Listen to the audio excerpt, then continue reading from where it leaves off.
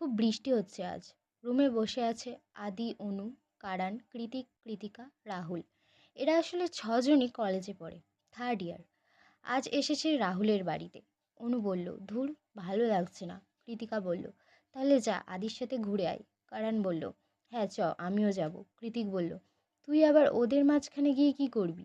রাহুল বলল, আরে আস্তে কথা বল, আমার বাড়িতে সবাই আছে, কেউ শুনে ফেলবে। আদি বলল, ভিতর ডিম একটা। রাহুল বলল, তোর বাড়ি হলে তুই বুঝতে পারতিস, বেশি বকে। অনু বলল, চুপ কর তো তোরা, সবাই একসাথে কোথাও ঘুরে আসি চল। কৃতিক বলল, তাহলে কোথায় যাবি বল। কারান বলল, আমাদের গ্রামের বাড়ি যাবি? আদি বলল, চল তাহলে যাব। কৃতিক বলল, কিসে যাবি? আদি বলল, আমার গাড়িতে যাব। রাহুল বলল, ওকে ডান। অনু বলল, কবে যাবি? কৃতিকা বলল, কাল। রাহুল বলল, কটার সময় যাবি? কারান বলল, কাল সকালে হবে না আমার, কাল দুপুরে সবাই খাওয়া দাওয়া করে বেরোবো। আদি বলল, ওকে। সবাই সবার কথা মতো বেরোলো পরের দিন। দুপুর বিকেল তখন 4টে। সবার দুপুরে যাওয়ার কথা। ড্রাইভিং সিটে আদি বসলো। আদির পাশে বসলো কারান। পেছনে অনু, কৃতিক, রাহুল, কৃতিকা বসলো। গাড়ি যখন হাই রোডে পৌঁছালো তখন বাজে প্রায় 9টা। কৃতিকা বলল, খুব খিদে পাচ্ছে। অনু বলল, আমারও। দুপুরে বেরোনোর কথা ছিল, বিকেল করে দিল। রাহুল বলল, আরে এই আদি আর কৃতিক তো দেরি করে এলো। আদি বলল, আমি কি করব বল, গাড়িটা যখন বার করলাম দেখলাম তেল নেই, আবার তেল ভরতে গেলাম। অনু বলল, তুই চুপ কর, তুই তো পাগলা ড্যাস। কৃতিক বলল, আরে ভাই চুপ করে যা। আদি বলল, আরে আমি কি করব বল। অনু বলল, তোকে আর কিছু বলতে হবে না। কারান বলল, ওকে ওকে, চুপ কর। আদি তুই গাড়ি থামা, ওই ধাবাটাতে কিছু একটা খেয়ে নেব। আদি বলল, ওকে। আদি গাড়ি থামালো, সবাই নামলো গাড়ি থেকে, সবাই রুটি আর তড়কা খেলো। খেতে খেতে প্রায় 10টা বেজে গেল। আবার গাড়ি চলছে, এবার গাড়ি চালাচ্ছে রাহুল, পাশে কারণ। কারণ কারণ ছাড়া কেউ রাস্তা জানে না, যেহেতু ওর গ্রামের বাড়ি যাচ্ছে সবাই। পেছনে আদি, অনু, কৃতিকা, কৃতিক। গাড়ি চলতে চলতে হঠাৎ কারণ সবাইকে বলল, বলছিলাম যে একটা গন্ডগোল হয়ে গেছে। আমরা না ভুল রাস্তায় ঢুকে পড়েছি। বাঁ দিকের রাস্তা দিয়ে হলে তাড়াতাড়ি পৌঁছে যেতাম, বাট ডান দিকের রাস্তাটায় অনেক ঘোরা হবে। কৃতিকা বলল, ব্যাস, আমি এবার পাগলিটাস হয়ে যাব। তুই তো জানিস রাস্তা তাহলে। কারণ বলল, আরে রাত তো, তাই গুলিয়ে ফেলেছি, তার ওপর আবার শীতকাল, চারিদিকে কুয়াশা ভর্তি। কৃতিক বলল, ওই দেখ, ওখানে লেখা আছে আলামপুর এখনও 20 কিলোমিটার রাস্তা। অনু বলল, নাও এবার কি আর করা যাবে, এই রাস্তায় এসে পড়েছি যখন, তখন চল। আদি বলল, ওই দেখ, বাইরে ওটা কি? সবাই গাড়ির ভেতর থেকেই দেখলো একটা মেয়ে একটা বাচ্চা রাখার যে ট্রলি হয় সেটা নিয়ে দাঁড়িয়ে আছে। ট্রলিতে কোনো বাচ্চা আছে নাকি সেটা দেখতে পেল না কেউ। আসলে অনেকটা দূরে সেই মেয়েটি। দূর থেকে যতদূর বোঝা গেল যে মেয়েটি একটা কালো রঙের গ্রাউন্ড পরে দাঁড়িয়ে আছে। হঠাৎ মেয়েটি পাশের জঙ্গলের দিকে চলে গেল। রাস্তার দুধারেই ঘন জঙ্গল, কোনো ঘরবাড়ি নেই, কেমন সুনসান এলাকা। রাহুল বলল, আমি যেটা দেখলাম তোরাও কি সেটা দেখলি? আদি বলল, হ্যাঁ দেখেছি। অনু বলল, ওই মহিলাটা এইভাবে একা একা কোথায় গেল? কৃতিক বলল, ভাই কি দেখলাম এটা? কারণ বলল, তোর বউ। কৃতিকা বলল, চুপ করবি, সবসময় ইয়ার্কি ভালো না, কিছু তো একটা ছিল ওখানে। অনু বলল, আমার ভীষণ ভয় লাগছে। আদি বলল, রাহুল তুই গাড়ি ভাগা তাড়াতাড়ি। রাহুল বলল, ওকে। রাহুল জোরে গাড়ি চালালো, কিন্তু হঠাৎ দেখলো, মানে তার মনে হলো একটা টাওয়ার পাঞ্চার হয়ে গেছে। রাহুল বলল, যা, টাওয়ার পাঞ্চার।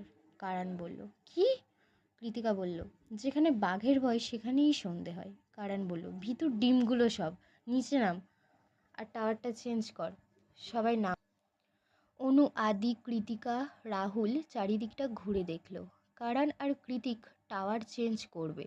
হঠাৎ কারণ পুরো পাথরের মূর্তির মতো দাঁড়িয়ে রইল। কৃতিক বলল, কিরে, টাওয়ারটা নিয়ে আয়। কোনো সাড়া শব্দ নেই কারানের।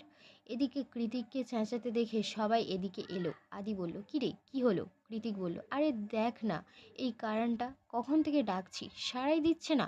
রাহুল বলল, কারান? কৃতিকা বলল, কেন ইয়ার্কি মারছিস কারান? এটা কি ইয়ার্কি মারার টাইম? অনু এগিয়ে গেল ওর দিকে। ওর সামনে দাঁড়াতে দেখলো কারানের কান দিয়ে আর নাক দিয়ে রক্ত বেরোচ্ছে। অনু ভয়ে ভয়ে ওর কাঁধে হাত রাখলো। সাথে সাথে কারান পড়ে গেল রাস্তায়। অনু চিৎকার করে উঠল। বাকিরাও দৌড়ে এলো। রাহুল ভয়ে ভয়ে কারানের পালস চেক করলো। বুঝলো কারান আর নেই। সবাই সেখানেই বসে পড়ল। কৃতিকা আর অনু খুব কাঁদলো। আদি, রাহুল, কৃতিক শুধু অসহায়ের মতো কারানের দিকে তাকিয়ে রইল। বন্ধুদের মধ্যে সব থেকে বেশি হাসাতো কারণ, আর সে এইভাবে চলে যাবে কারোর কল্পনাতেও আসেনি। রাত তখন 12টা। সবাই কারানের বডিটা গাড়ির ডিগির মধ্যে রেখে টাওয়ার চেঞ্জ করে গাড়িতে বসলো।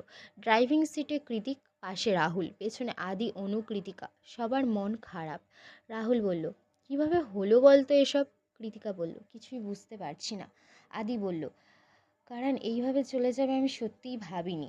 কৃতিক বলল, কোনো একটা গন্ডগোল আছে। অনু বলল, আমারও তাই মনে হয়। 1 ঘন্টা পর আদি দেখল সেই বোর্ডটা। আদি বলল, কৃতিক 1 সেকেন্ড দাঁড়া, গাড়ি ব্যাক কর। কৃতিক বলল, কেন? আদি বলল, কর না। কৃতিক গাড়ি ব্যাক করলো। আদি দেখলো বোর্ডে লেখা আছে আলামপুর তো 20 কিলোমিটার। আদি বলল, কি হলো এটা? অনু বলল, কেন কি হলো? আদি বলল, ওই দেখ, সেম বোর্ড। রাহুল বলল, তাই তো, সেই বোর্ডটাই তো। তার মানে আমরা একই রাস্তায়।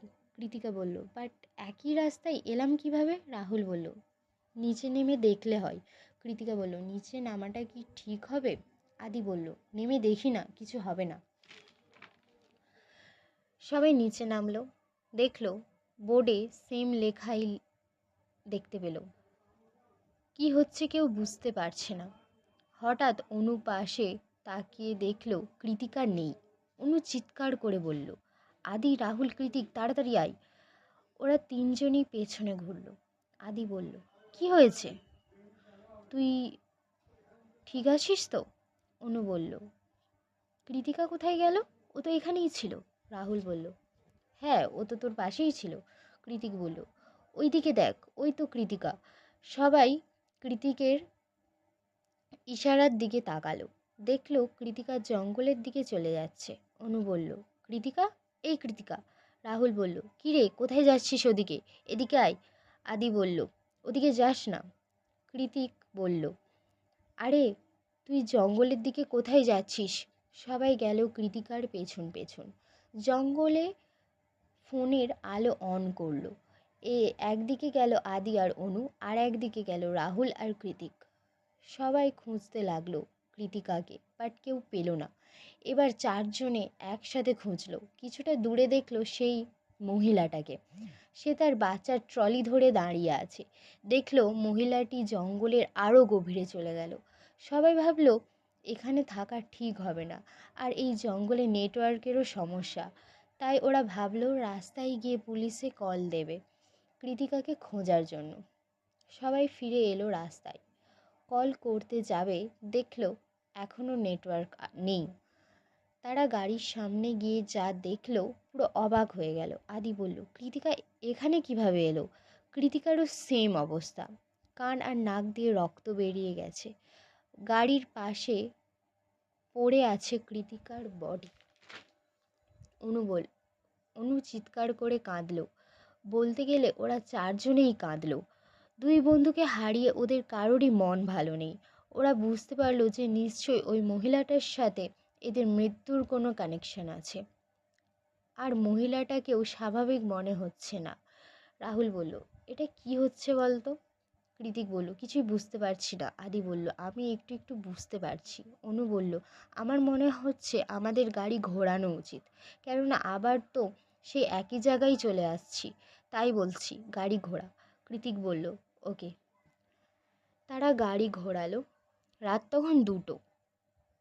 গাড়ি যখন হাই রোডে পৌঁছালো, ওখানে দেখতে পেল একটা চা দোকান খোলা আছে। আসলে হাই রোড হওয়ার কারণে চা দোকানটা খোলা।